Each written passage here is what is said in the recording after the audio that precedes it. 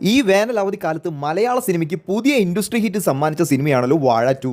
ദൃശ്യം എന്ന ബ്രഹ്മാണ്ഡ സിനിമയുടെ മൂന്നാം ഭാഗത്തിന് ക്ലാഷ് വെച്ചുകൊണ്ടാണ് വാഴ എന്ന ടീം ആദ്യമേ തുടങ്ങിയത്. പിന്നീട് അമേരിക്ക ഇറാൻ യുദ്ധവും മറ്റു കാരണങ്ങളും പറഞ്ഞ് ദൃശ്യം 3 എന്ന സിനിമയുടെ റിലീസ് ആ ദിവസത്തിൽ നിന്നും മാറ്റിവെക്കുകയായിരുന്നു. എന്നാൽ തങ്ങളുടെ പ്രൊഡക്റ്റിൽ 100% വിശ്വാസമുള്ള വാഴ 2 ടീം ഒരു മാറ്റത്തിനും തയ്യാറായില്ല എന്ന് മാത്രമല്ല, ഒരു പുതുയുഗ ചരിത്രം തന്നെ അവിടെ കുറിക്കുകയായിരുന്നു. രാജാക്കന്മാർ കൊടികുത്തി വാഴുന്നു എന്ന് അവകാശപ്പെടുന്ന മലയാളം സിനിമ ഇൻഡസ്ട്രിയെ ഒരു ലേഡി സ്റ്റാറിനെ കൊണ്ട് ഇൻഡസ്ട്രി ഹിറ്റ് അടിച്ച ചരിത്രം നമുക്ക് കഴിഞ്ഞ വർഷം തന്നെ ഉള്ളതാണ്.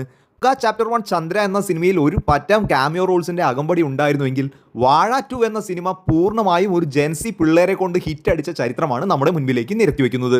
ഒരു യുദ്ധവും അതുമായി ബന്ധപ്പെട്ട പിരിമുറുക്കങ്ങളും GCC കൺട്രീസിൽ നിന്നുള്ള പ്രശ്നങ്ങളും എല്ലാം ഉണ്ടായിട്ട് പോലും വാഴ 2 എന്ന സിനിമയെ ഒരു വൻ വിജയത്തിലേക്ക് നയിച്ചെങ്കിൽ ആ സിനിമയുടെ ക്വാളിറ്റി നമ്മൾ എടുത്തു പറയേണ്ടതാണ്.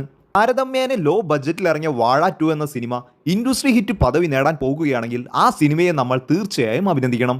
ഇത്തരത്തിലുള്ള സിനിമകളുമായി മുന്നോട്ട് വരാൻ നല്ല കലാകാരന്മാർക്ക് വാഴ 2 എന്ന സിനിമ പ്രചോദനമാവട്ടെ. പുതിയ റെക്കോർഡുകൾ നേടാൻ വാഴ 2ന് സാധിക്കട്ടെ എന്ന് ആശംസിച്ചുകൊണ്ടും ഇതിൽ വാഴ വിശേഷങ്ങളുമായി വീണ്ടും വരാം എന്ന ഉറപ്പ് നൽകിക്കൊണ്ട് ഇവിടെ നിർത്തുന്നു.